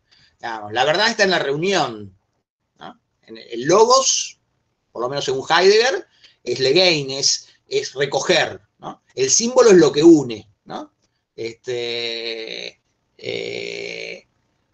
no me acuerdo exactamente etimológicamente qué es símbolo, pero tiene que ver con reunión, ¿no? Es con agrupar, con cohesionar, ¿no? Con juntar, ¿no? Pero a la hora de, entre Platón y Aristóteles, digamos, el costado aristotélico es el que desgrana, el que analiza, el que categoriza, el que vuelve operativo ese conocimiento total, ¿no? Eso sería como esta parte, ¿no? Entonces, si lo primero que tenemos que distinguir en el proceso de producción de sentido, yo diría distinguir un qué y un cómo, ¿no? Que es lo que está en el texto de Perkins que no leyeron, ¿no? El cómo es el qué, ¿no? Y que trata de integrar, ¿no? Todas estas distinciones son falsas, son al efecto de decir, mira, estoy separando algo unido, y no pierdas de vista la unión, ¿no? Para poder aprovechar el qué y el cómo. ¿Qué sería el qué, no? Muchas veces el qué se piensa en términos de historia, ¿no? El qué es la historia y el cómo es el relato. ¿Y cómo se define el relato? Bueno, por la manera en la que se cuenta la historia, ¿no? Yo creo que el cine funciona más con la construcción de una diégesis que con lo que sigue una historia, ¿no? Yo creo que mucho más lo que el espectador va siguiendo en realidad no es el hilo de la historia, digamos, sino la conformación de un mundo en el cual se vuelca. Eso me parece que es muy claro en Pandora. Yo lo uso mucho, como lo usé la semana pasada, hoy tiramos más para el lado de Femme Fatale. No sé si se acuerdan el principio de Laura. Bueno, lo podemos poner y hablar mientras lo vemos y no hacer las preguntas porque eso sí se va a hacer muy largo. Pero en todo caso sí, ilustrarlo con la película no cuesta nada. En todo caso, me tendrán que creer que lo que yo les diga es más o menos como, después de varios años de usar el aura, puedo afirmar que funciona. Como ida y vuelta las preguntas. Enseguida, no sé por qué no me está respondiendo el Chrome. Ahí está. Películas. El aura. Y compartimos. ¿Estoy presentando? No, una pestaña.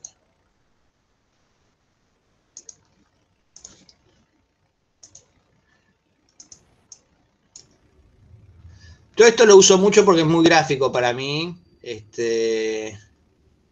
para explicar precisamente esta tensión en por qué lo que vemos es más que la historia.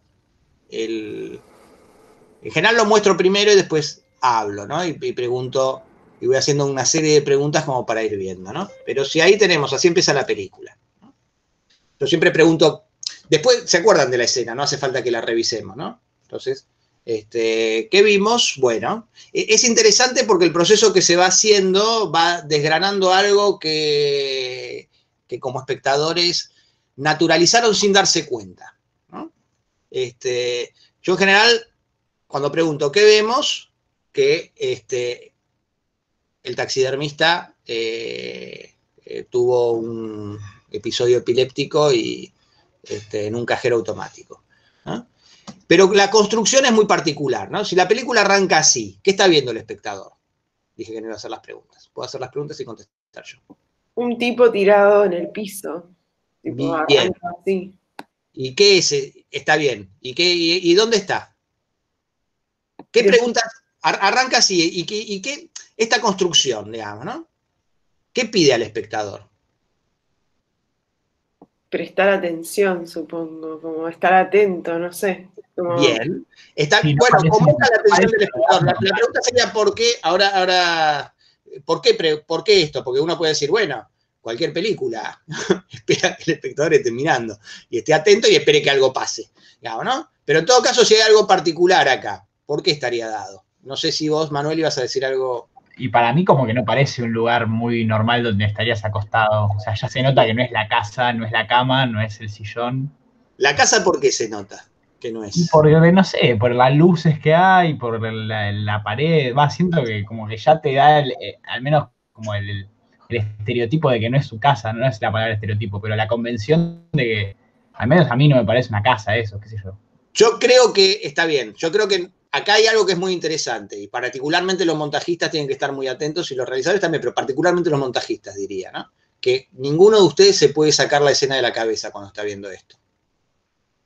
Pero el espectador todavía no la vio, porque uno está construyendo con eso. Esto bien podría ser la cocina, no sé. Podría ser el palier. El baño. El baño, ¿por qué no? ¿No? Todavía. No estoy de acuerdo, ¿no? Pero en ninguno de esos casos, sí lo que sentimos es que es un suelo de cerámico, que no es donde uno se acuesta a dormir. O sea, no parece un suelo donde te tirarías exacto. Normalmente, eso sí. Mientras tanto se está escuchando un pip, pip, que en todo caso ese sí es indicativo de ciertas cosas, ¿no? Entonces, pero fíjense que ya está accionando en nosotros un contexto que necesitamos conocer, a eso me refiero. Hay una diégesis, un lugar donde él está. Hay una rareza que tiene que ver con que no está en una cama, no está con un pijama, digamos. Algo debe haberle pasado, nadie se tira a dormir en el suelo así, digamos, ¿no? En principio. Lo que casi nunca me dicen es que lo que ven es a Darín tirado. Y también lo están viendo a Darín tirado. Esto es muy importante, ¿eh? No es nada menor, ¿no?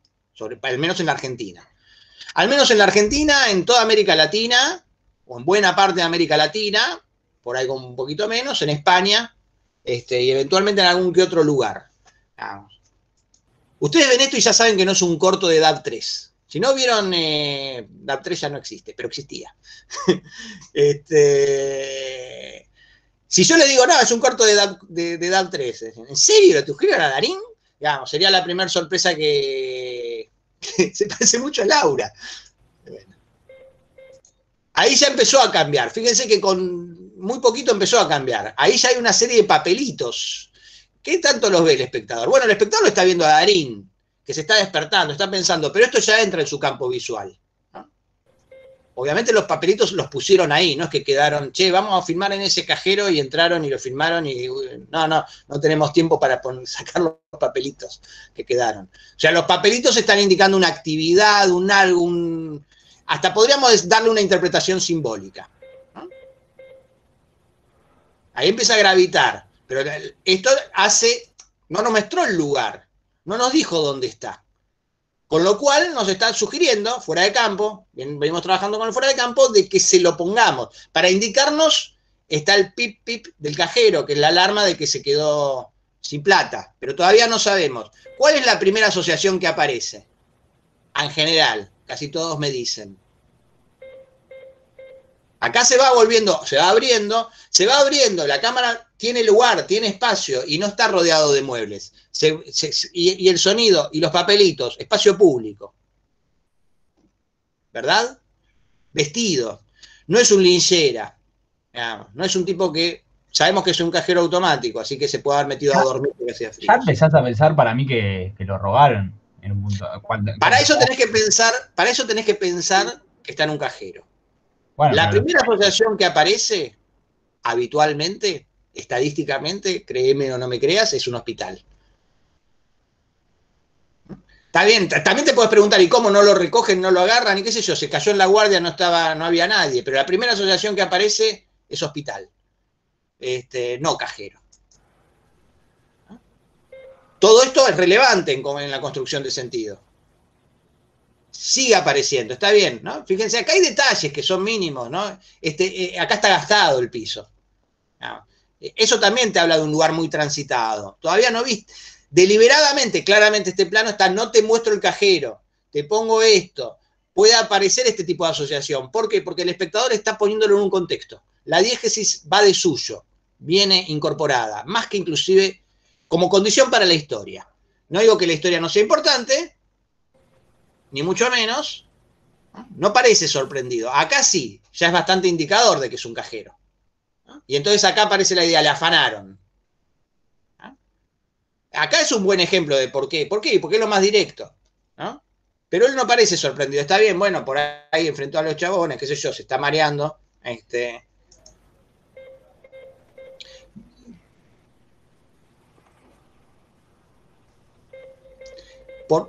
Acá nos confirma, es un cajero. ¿qué pensamos? Le afanaron, ¿no? Entonces, ¿qué vamos a mirar? Acá, en todo caso, hay una decisión, no sé si tenían el plano de detalle, no lo hicieron, ahí los billetes no se ven mucho, no tienen una lectura muy inmediata, podemos confiar en que el espectador va a mirar con atención ahí, porque puede llegar a esperar. No sé a cuántos le pasó alguna vez que se quedó, tardó un ratito y el cajero le empezó a hacer pip pip, para avisarle que no se olvide la tarjeta. A mí alguna vez me pasó. No es un ruido que uno tenga muy asociado, muy inmediato. Pasó cuando el cajero de al lado, alguien se fue y ¡ey, vení! ¿No? Empezó a escuchar el ruidito. No hay un plano de detalle, no tiene una lectura muy grande, ¿no? Pero todos vemos que no le sacaron la plata, ¿no? Pero primero vino la idea del afano.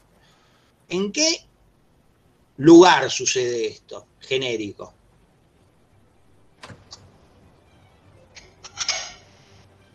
No hace falta, yo sé qué cajero es. Y pareciera la ciudad, no sé, igual capaz ya estoy condicionado, pero me pareciera que es una ciudad, no es una estación de servicio o en el campo. O sea, bien, no es La Quiaca. Si yo te digo que hay un cajero así en La Quiaca, te va a llamar la atención. Claro. Si te digo que es en Marruecos... Y no lo creería tampoco. Enfrente de un banco provincia, así que... Sí, aparte de Darín es como la cara argentina. Por eso digo, si después, bueno, pero que no puede hacer una película en Marruecos, Darín. Sí, pero no la asocio primero a Marruecos. Bueno, por eso, te va a sorprender. Lo que digo es, justamente esa dosificación de información tiene una tendencia marcada, algunas cosas se afirman, otras no se afirman, sobre esa tendencia se opera. ¿Se entiende? Esa es un poco la idea. La idea del afano, ¿qué otra cosa pone en escena esta escena de la película? Porque esto es una buena estrategia para comenzar la película. ¿No? Cuando digo esto, muchos dicen si les parece una buena estrategia, ¿no? Porque podría parecer, no, para mí es una estrategia errada, más allá de la que uno elegiría o no, no pregunto eso. Respetamos la que eligió Bielinski y decimos, bueno, ¿funciona en una dirección o no o rompe una dirección o altera, digo, ¿no? Arranca como medio in medias res, digo, porque no es que él se despierte y dice, no, ¿qué pasó? O se sorprende, se despierta, se levanta como diciendo, otra vez sopa, como no es que es la primera vez que le pasa y después va al médico y el médico le dice, es como ya arranca desde un momento en el que claramente ya le pasó, entonces te requiere de meterte directamente en el relato ya, en ese instante. Perfecto, cosa que le va a suceder también en el sur, cuando vaya al sur, ¿verdad? Sí, también es como que, si bien no lo sabes en este momento, ya te muestra dos hilos conductores que son robos, que el chabón está obsesionado, y la epilepsia, que un montón de veces le juegan, es muy protagonista. Y te lo puso en una situación de vulnerabilidad. Primero pensaste que le habían afanado, y te aparece eso como fuera de campo, que después va a aparecer. Después lo viste como, digamos, después te enterás que no le afanaron, ¿no? Pero, ¿qué hora es? Esto es en Corrientes y... no sé si el Banco Provincia de Corrientes es un antes de Malavia. Corrientes y Acevedo, el anterior, o Urruchaga. El anterior viniendo de mi casa, de Parque Chas. Claro, ¿no? Está el Banco Provincia ahí, y creo que este era un banco francés. No sé si acá ¿qué dice? Banco Sudamericano, dice. Sudamericano. Le pusieron una cosa, le inventaron un banco. Que se llega a leer. Sudamericano ¿de qué? No sé. Bueno, Banco Sudamericano de crédito. Sí, me parece que de crédito. Bueno, no importa.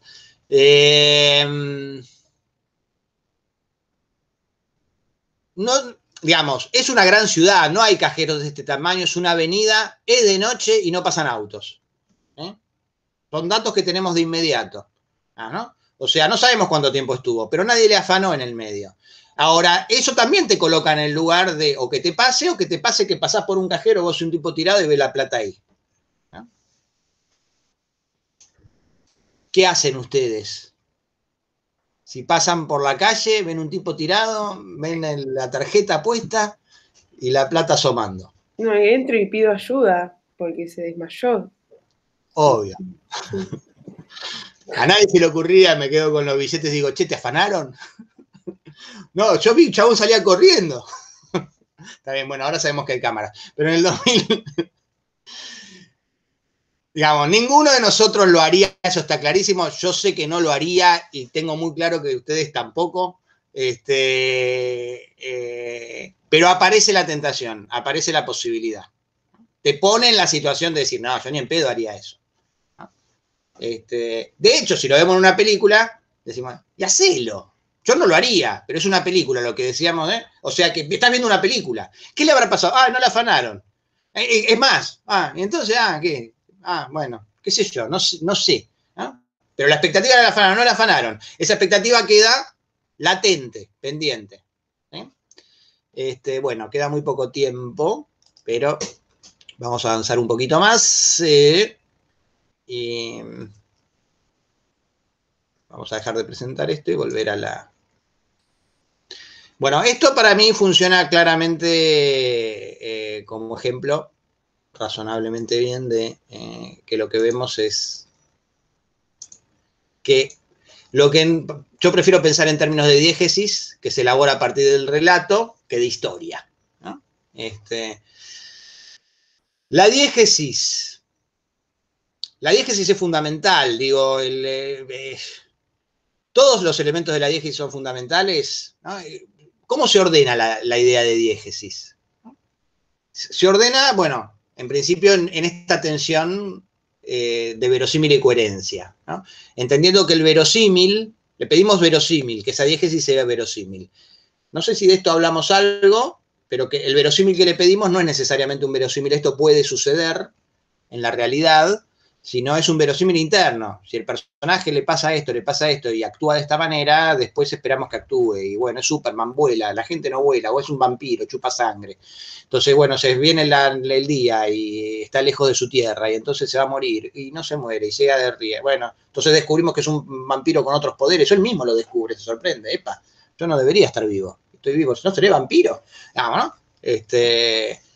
Si eso no integra de esta manera y se le escapó al director que era de día y el vampiro estaba dando vueltas y que en otra escena es de noche o se tiene miedo al día, decimos, bueno, pará. ¿Qué onda? Eso es una de las cosas que me molestan de Inception. No sé si la vieron, si les gusta. ¿Alguno no la vio Inception? ¿Alguno no la vio? Si alguno no la vio, no digo el ejemplo, sino les tiro el ejemplo y les destrozo la película. A mí me gusta mucho Inception en muchas cosas.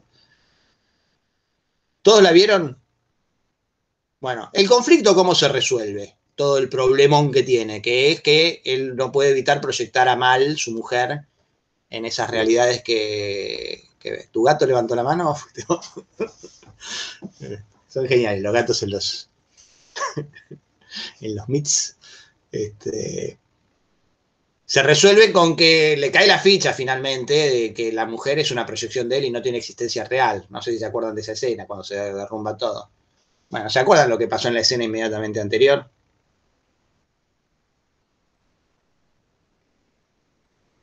La mata. Cuando está ahí en la nieve. Flaco, ¿te diste cuenta? La mataste. Vuelve a aparecer. No es real. Aparte de que lo sabés, digo, porque lo explicó todo el tiempo, ¿no? Pero una cosa es saberlo y otra cosa es estar con tu mujer y la ves ahí, parece real y te la crees y te cuesta mucho. Pero en la escena anterior le pegaste un tiro. Lo mínimo que haría nadie le diga, che, pelotudo, date cuenta de que acabas de pegar un tiro. No hay de verdad, ¿no? Eso es una de las cosas que a mí me molestan. Y es cuando digo, bueno, a lo mejor en el mecanismo, que me encanta el mecanismo de la película, puede ser que se te chispotee lo más importante. Porque en todo caso todo ese mecanismo tiene que rodear eso, su función como padre, su vínculo, su culpa, porque es Memento. No sé si vieron Memento. Pero con Memento vamos a trabajar. Memento está resuelto eso. Él mató a la mujer. ¿No? Acá él mató a la mujer. La misma historia, vamos. ¿No? En Memento sí, estaba bien.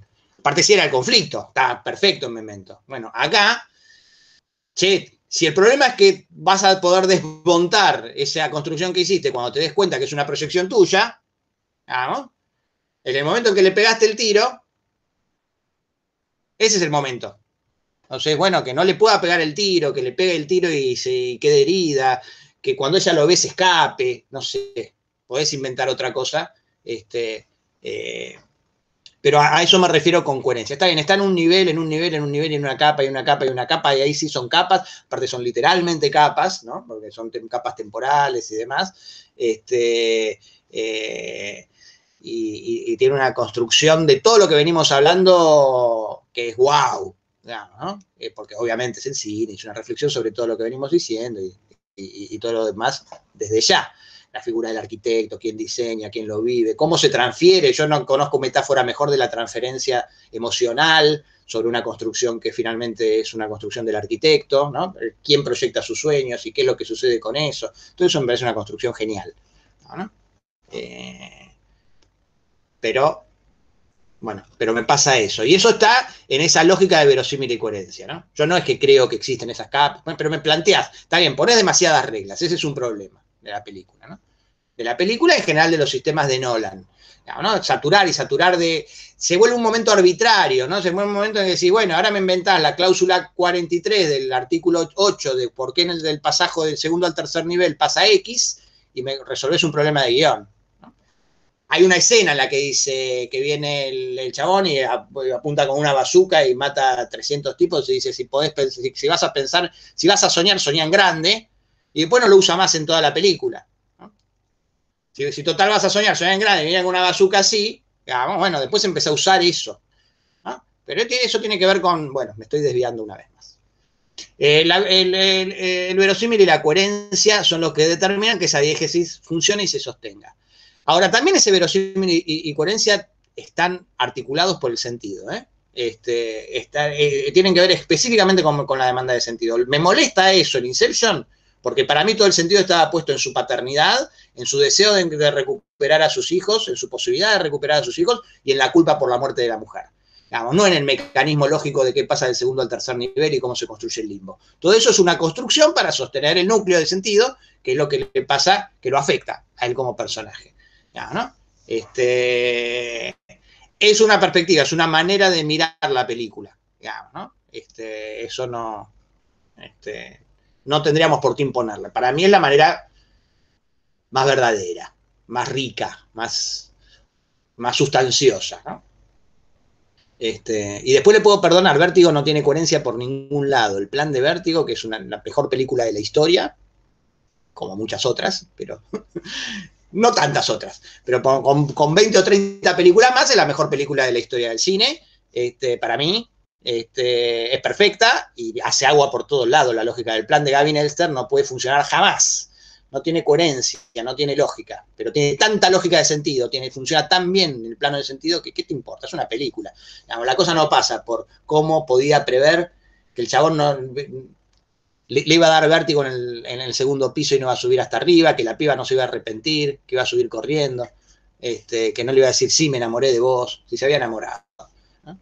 ¿Cómo podía? Bueno, espero que hayan visto Vértigo y no sé, igual si no la vieron, no se van a acordar de nada de esto. El relato sería el cómo, ¿no? El cómo se construye esa diégesis, esta estrategia, ¿no? Entonces, esta estrategia te construye la diégesis, pero ¿la diégesis qué es? La diégesis está en un cajero, pero te lo presento de una manera en la que pienses, le afanaron esto, invento el relato para construirte eso, para traer esos elementos de fuera de campo que después voy a explotar. Entonces, que instalo una estructura de sentido en el espectador que tiene que ver con la vulnerabilidad, la salud, la posibilidad del robo, el encontrarse con una situación favorable para poder volcar ciertas intenciones non santas, podríamos decir, ciertas, ¿no? Que es todo lo que se va a presentar ampliado más adelante. Porque muchas veces me dicen, bueno, tiene la función de que sepas que es epiléptico. En realidad todavía no lo sabes. Después está bien, te puede quedar pendiente y después te dicen, no, soy epiléptico. Ah, por eso en el cajero. Pero no es que necesitabas eso. Si no tenías la escena del cajero, igual cuando te decían es epiléptico. No, está bien, dramáticamente no es lo mismo haberlo visto en una situación de vulnerabilidad con relación a eso, ¿no? Se podrían haber aprovechado de él, ¿no? Que es lo que después se va a volcar en otra situación. El relato, voy a anunciar esto lo más rápido posible, vamos a dejar con la otra comisión, quedé también más o menos por acá, hice muy largo todo esto, y vimos con mucho detalle ciertas cosas que va a estar bueno en todo caso cuando retomemos volver a mirar y pensar, ¿no? Con relación a Laura también. Y en todo caso veremos algunas cosas bueno, enuncio esto, tiro 2 o 3 cositas y cerramos. El relato, nosotros lo desglosamos en 2 elementos que son los fundamentales. Guión, no en el sentido del guión escrito, material, escena tanto, sino como idea de la historia. Ahí sí sería como la historia escrita, ¿eh? que tiene un entramado, una sucesión de acciones que están vinculadas. El relato es lo que sostiene, digamos, el verosímil y coherencia, como para reforzar estas flechitas, y una estructura que yo la pienso no como estructura de la trama, como la estructura proporcional de cómo se plantea el conflicto y demás, sino sobre todo como estructura de conflicto, como articulación lo pongo en plural, inclusive conflictos principales, ¿no? Porque muchas veces dice, bueno, ¿cuál es el eje, cuál es el conflicto de la película? Y para mí está bueno pensarlo siempre como articulación, como que en realidad la estructura de la película organiza temáticamente conflictos jerarquizados. Sí, la idea de jerarquía me parece que es importante, ¿no? Entonces, y en todo caso podemos retomar con la idea de jerarquía más adelante porque hay ciertos elementos que tienen una jerarquía dramática, la vulnerabilidad, y en el caso de el aura, y otros que tienen jerarquía de sentido, que por ahí inclusive son más importantes que la vulnerabilidad. Que en todo caso ahora, pero como conflicto dramático hay un conflicto que ¿cuál sería, digamos, el conflicto en el aura? El principal. Bueno, es un personaje muy encerrado en sí mismo, con una actividad con mucha dificultad de vínculo con los demás, de vínculos de relaciones afectivas, problemas con la mujer, empieza con la mujer lo deja, primero está del otro lado de la cosa, no le habla, le sube la música, ¿no? Con ciertos conceptos morales y con una imaginación muy florida, y con una capacidad de memoria perfecta, digamos, visual, ¿no? Con una memoria fotográfica, como construcción. En todo caso, lo dejo ahí latente porque todos esos elementos se articulan en cierta perspectiva que hace. Pero el conflicto principal tiene que ver con que, bueno, la mujer lo dejó y se va de cacería con el amigo, encuentra un crimen ya, una organización de un asalto muy sofisticado y él siempre tuvo ese sueño entonces se encuentra con su sueño a la mano, digamos, ¿no? Convivir una cosa que siempre deseó y nunca se animó a hacer. Esa es como sería el conflicto principal. Después hay conflictos secundarios, pero que se hace una articulación, ¿no? Como se ve. No llega de casualidad, eso es parte de esa construcción. Es decir, siempre es una construcción el conflicto que implica una estructura dramática. No es solamente la definición de un elemento, o cuando decíamos en La ventana indiscreta, bueno, que es una película romántica, es un policial, es una película sobre el espectador de cine. ¿Cuál es el conflicto principal ahí? Ahí tenemos un desplazamiento, ¿no? Lo más rico es para mí, como reflexión sobre el cine y sobre la reflexión moral, la parábola moral. Pero necesita las otras dos, no se puede desarticular de eso, ¿no? Hay momentos en los que lo fundamental es averiguar si es la mujer para casarse de Jeff, Lisa, o no. Y multitud de conflictos secundarios, terciarios, cuaternarios, ahí hay como cositas que van apareciendo, pero que organizan una perspectiva completa, ¿no? Entonces el guión tendría que ver con ese entramado de líneas narrativas, podríamos decir. Y en segundo lugar, la puesta en escena, que es lo que vamos a dejar pendiente y que es el núcleo de producción de sentido para nosotros, ¿no? O sea, todo esto da como el esqueleto, digamos, sobre el cual la sustancia va a operar. Todas estas son divisiones aristotélicamente falsas, digamos, ¿no? O sea, bueno, una cosa está integrada a la otra, ¿no? Pero viene bien separarla porque a tal punto está integrada que en Vértigo no nos molesta eso, por lo menos a los que vamos siguiendo, o en Matrix no nos molesta que todo se fundamenta. ¿Vieron Matrix? Todo el fundamento es usar como batería a los humanos de las máquinas, ¿no? Con toda ¿desde cuándo se necesitan humanos para sacar electricidad, ¿no? En esos cielos tormentosos, vientos, energía atómica y todo lo que hay a disposición de las máquinas para hacerlo. ¿Por qué no decimos, che, no es coherente? Morfeo, media pila, date cuenta, no puede ser por eso.